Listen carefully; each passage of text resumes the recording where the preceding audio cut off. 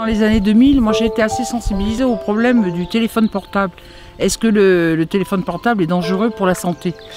Et là, il y avait vraiment des experts qui étaient très contradictoires. Certains disaient qu'il y avait des problèmes sur la santé, notamment les migraines, les problèmes de dépression, même des problèmes cardiologiques.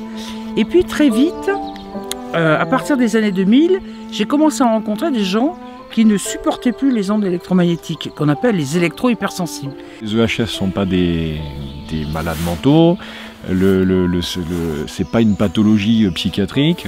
Voilà, et ça c'est important de le souligner parce que c'est sûr que quand on essaye d'exposer, de parler de ce problème aux quidam et aux personnes en général, on a beaucoup de difficultés parce que ça ne s'objective pas. Ça peut commencer par déjà une forme de fatigue sous-jacente, latente, qui va s'installer et qui va croître.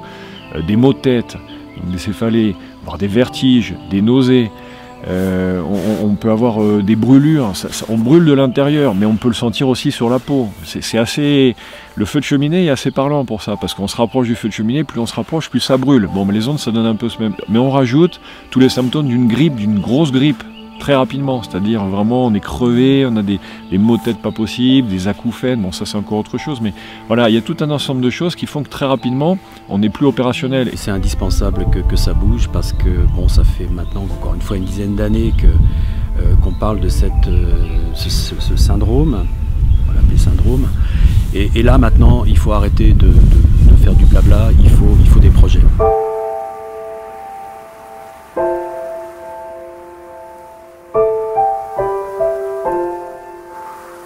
Je me suis aperçu que sur le plan européen, ça dépend énormément des pays. Certains, comme la Suède, reconnaissent l'électro-hypersensibilité en tant que handicap. Et donc, il y a quand même des aménagements, que ce soit au niveau du logement, des transports, c'est-à-dire qu'on les intègre le plus possible à la société. En Angleterre, on reconnaît l'électro-hypersensibilité comme maladie. Et puis en France, c'était un peu un no man's land. M'est venue l'idée, avec des collectifs d'électro-hypersensibles, de trouver un lieu où il y a très peu de pollution électromagnétique, ce qui est très difficile à trouver, puisque maintenant la politique nationale, c'est de dire qu'il n'y aura plus de zones blanches en France. On veut faire un lieu d'accueil et de recherche avec un suivi médical. Parce que même si on ne connaît pas le pourquoi du comment, ces gens-là ont un véritable problème sanitaire.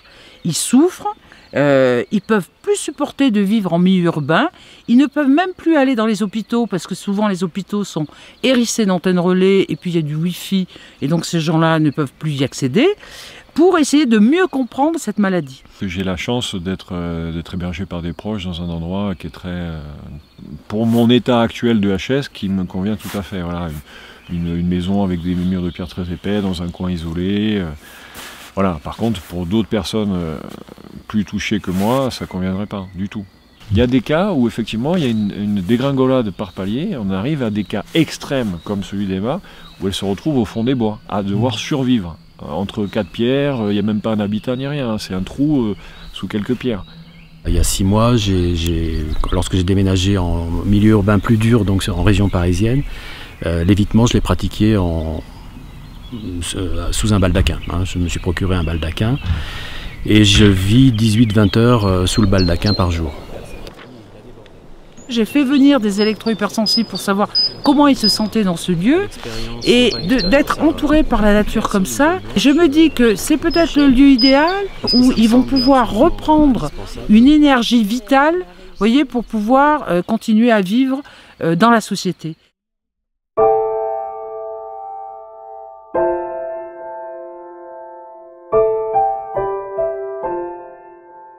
C'est en comprenant mieux leurs symptômes, en essayant d'avoir des traitements adaptés, qu'on arrivera à les socialiser davantage. Alors que si on ne fait rien, eh bien c'est des gens qui sont complètement discriminés, qui errent, vous voyez, dans leur environnement, qui prennent des camions pour aller dans les forêts, vous voyez, dans les lieux où ils ne trouvent plus d'antennes relais ou de wifi, etc. Et on ne peut pas laisser les gens dans cette souffrance-là. Le projet de Durmont, je trouve ça vraiment fantastique. C'est un espoir colossal qu'on peut donner à toutes les personnes OHS qui sont actuellement en errance, qui sont dans des souffrances, qui ne savent pas comment s'en sortir. Il ne faut pas que ce soit un art de vivre, l'électro-hypersensibilité, mais il faut que ce soit un passage, un tunnel d'où on peut sortir. Si je peux attendre quelque chose du projet de Durbon, ça serait une coordination de tous les efforts de recherche dans le domaine des ondes. Voilà. Je pense qu'il y a beaucoup de gens qui ont des choses à apporter, mais chacun travaille de son côté. Donc si effectivement Durbon pouvait réunir un peu tout le monde et faire en sorte qu'il y ait une synergie de travail, ça serait fantastique. Aujourd'hui, ce sont ces personnes-là. Il y a de plus en plus d'enfants maintenant qui deviennent électro-hypersensibles, et puis on s'aperçoit qu'il y aura de plus en plus de monde qui vont le devenir. Il faut maintenant passer à l'acte et il faut qu'il y ait des politiques qui s'engagent dans des projets, ça c'est évident. Et pour moi, Durbon est un espace absolument génial pour réaliser ce projet.